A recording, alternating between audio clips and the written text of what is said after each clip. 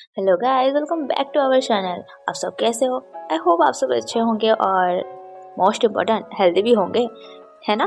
ठीक है, तो फिर स्टार्ट करते हैं। जैसे कि टाइटल से आपको पता चल गया होगा कि आज का टॉपिक कॉन्फिडेंस बिल्डिंग के ऊपर है और आपको ये भी पता होगा कि आज के इस मॉडर्न ज़माने में खाना, घर और कपड़े के अलावा कॉन्फिडेंस भी एसेंशियल बन गया है। कॉन्फिडेंस हमें क्या क्या दिला सकता है लाइफ में, इसका अंदाज़ा आपको ज़रूर से होगा, नहीं तो आप इस वीडियो पर क्लिक ही नहीं करते। I mean, I was Miss World at 18 just because I was confident. So it made me understand that confidence truly is the key to getting ahead in life. If you believe in yourself, the world will believe in you. Because perception is reality. तो बिना किसी देर के चलिए जल्दी से confidence लाते हैं खुद में और बंद करते हैं उन सब का मुंह जिन्होंने इतने दिन तक हमें ताने मारते आए हैं जस्ट बिकॉज ऑफ हमारा बुरा टाइम चल रहा था।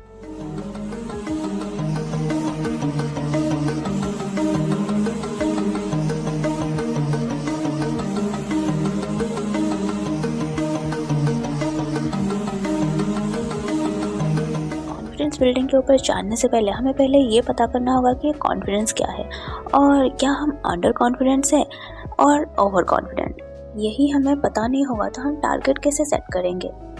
इन सब चीज़ों में क्लैरिटी होना तभी तो हम अपना बेस्ट सेल्फ विजुअलाइज और मैनिफेस्ट कर सकते हैं। कॉन्फिडेंस इज जब हमें ये बिलीव होता है कि जो काम हमें मिला हुआ है, चाहे वो कुछ भी हो, छोटे से पौधे में पानी डालना या फिर मुश्किल जैसे पहाड़ चढ़ना, हमें खुद पे ये यकीन हो कि हम कर सकते हैं। कॉन्फिडेंस वो है जो कोई चैलेंज आए सामने और आपके दिल से ये आवाज़ निकले कि या आई कैन डू इट, चाहे कुछ भी हो मैं कर सकती हूँ या कर सकता हूँ। पर अब आप ये बोलोगे कि अगर सब काम में हमें डर ही ना लगे तो क्या ये ओवर कॉन्फिडेंस है? पता करते हैं कि ओवर कॉन्फिडेंस क्या है। जब हम खुद पे भरोसा करते हैं और कोई भी काम को जी जान लगाकर करते हैं ये भरोसा के साथ कि हम ये कर सकते हैं, तब वो कॉन्फिडेंट होता है। और उसी जगह पर अगर हम बिना कुछ एफर्ट्स डाले बगैर ही लोगों के सामने फेंकने शुरू कर दे कि ये तो कुछ नहीं है, ये मैं ऐसे ही कर सकता हूँ, तो उससे ओवर कॉन्फिडेंस बोलते हैं। ऐसे लोगों को हम नैरेसिस्ट मानते हैं। और अगर हम किसी काम को करे बगैर ही खुद पे डाउट करें और खुद की एबिलिटी पे शक करते हैं तो उससे कॉन्फिडेंस बोला जाता है। आपको अभी कॉन्फिडेंट की थ्योरी तो पूरा पता चल गया होगा। अब पता करते हैं कि इसमें बैलेंस कैसे बनाएं, कॉन्फिडेंस को बोल्ड कैसे करें। कॉन्फिडेंस बनने के लिए पहले आपको कुछ चीज़ों का ध्यान रखना पड़ेगा। चलिए उससे हम पॉइंट वाइज समझते हैं। Point number 1, believe in yourself. खुद पे भरोसा करना ही है first step towards the bold you. आप अगर खुद पे भरोसा करना शुरू करोगे, देखना आपके सराउंडिंग भी आपके ऊपर भरोसा कर देगी। बिलीव नहीं हो रहा है ना? ट्राई करके देखो। Point number 2, ignore negative people. अगर आप खुद से कुछ करने का सोचा है या खुद पे भरोसा किया है तो लोग क्या कहेंगे उसके बारे में सोचना ये आपके काम नहीं है। उसके पास टाइम है इसीलिए वो लोगों पे अपनी टाइम वेस्ट कर रहे हैं। आपको सिर्फ खुद का सुनना है। याद रहे कि आपसे ज़्यादा आपके बारे में कोई नहीं सोच सकता। आप ही आपके लाइफ में हीरो हो और आपके लिए क्या ठीक है या तो क्या सही है ये आपसे ज़्यादा कोई नहीं जानता। Point number 3, never be lazy. आपको अगर कुछ अचीव करना है तो उसके लिए आपको एफर्ट्स लगाना पड़े। कोई भी काम अपने आप नहीं होता है और आप जितने उस काम को ज़्यादा करते हो उतना ज़्यादा आप में कॉन्फिडेंस आता है। चलिए इस पॉइंट को थोड़ा ब्रीफली समझते हैं। फॉर एग्जांपल, अगर आपको पब्लिक स्पीकिंग से डर लगता है, आप नर्वस होते हो, तो घर पे छुपने से कुछ नहीं होगा। बाहर जाओ, लोगों से मिलो, अपनी ओपिनियन रखो, फिर धीरे धीरे स्टेज पे बोलना ट्राई करो। ऐसे ही स्लो प्रोग्रेस डेली करने से आपको कुछ टाइम के बाद इम्प्रूवमेंट दिखना शुरू होगा और वो आपको और ज़्यादा इंस्पायर करेगा वो काम करने के लिए ज़्यादा। Point number 4, stop comparing yourself others. हम सब डिफरेंटली पैदा हुए हैं, डिफरेंट एनवायरनमेंट में बड़े हुए हैं, different parents, different education, different individuals हैं, तो आप कैसे खुद को किसी और के साथ कंपेयर कर सकते हो? आपको अपनी खुद की इंडिविजुअलिटी है, आपको खुद को अलग पहचान है, आपका डिफरेंस ही आपको यूनिक बनाता है। आप यूनिक हो, आप स्पेशल भी हो। आप डिफरेंट हो, आपकी खुद की ओपिनियन भी है और वो आपकी अपनी इंडिविजुअलिटी है, आपकी खुद की अलग पहचान है। आपका डिफरेंस ही आपको यूनिक बनाता है। याद रहे, आपका खुद का ओपिनियन है और वो आपको रखना है। Point number 5, state your opinion.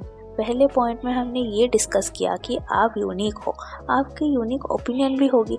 उसी यूनिक ओपिनियन पे अगर कोई कुछ बोल देता है तो इसका मतलब ये नहीं कि आप उसके ऊपर ब्लाइंडली भरोसा करोगे और या तो उसे फॉलो करोगे। आपको सुनना सबका है लेकिन करना बस खुद का ही है। पर इसका मतलब ये भी नहीं कि आपको खुद को कुछ पता नहीं हो लेकिन आप दूसरों को भी हो। अगर आप ऐसे करोगे तो इसको हम ओवर कॉन्फिडेंस बोलेंगे।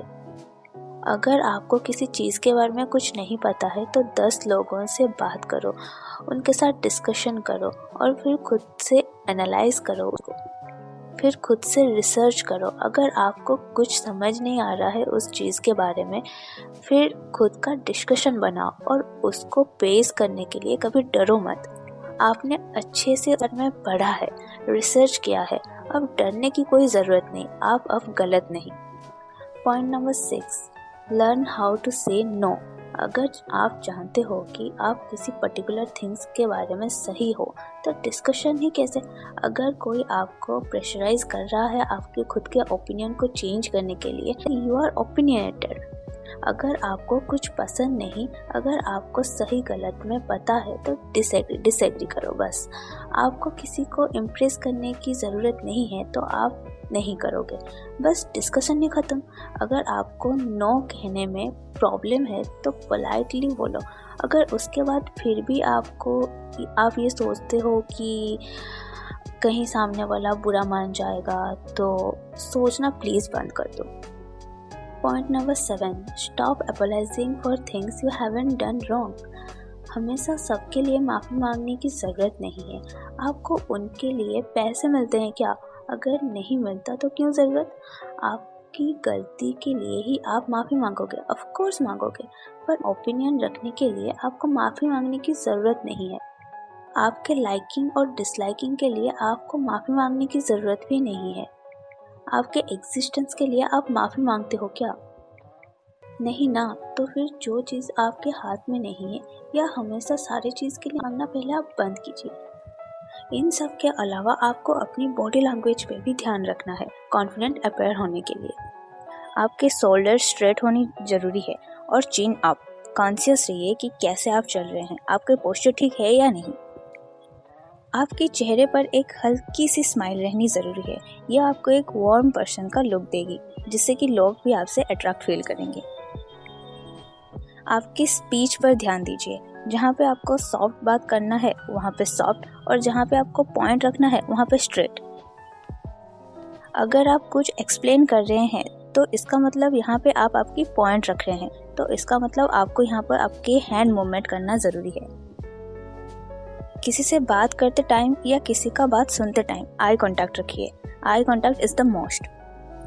इसके अगले पार्ट्स में हम और डिटेल्स में इसके बारे में एनालिसिस करेंगे कि कौन सी काम करने चाहिए हमें कॉन्फिडेंस बिल्डिंग के लिए। जाने से पहले एक बार ओवरऑल डिस्कशन कर लेते हैं। याद रहे, एफर्ट इज़ एवरीथिंग। एफर्ट आपको डालना है तभी बदलाव आएगा।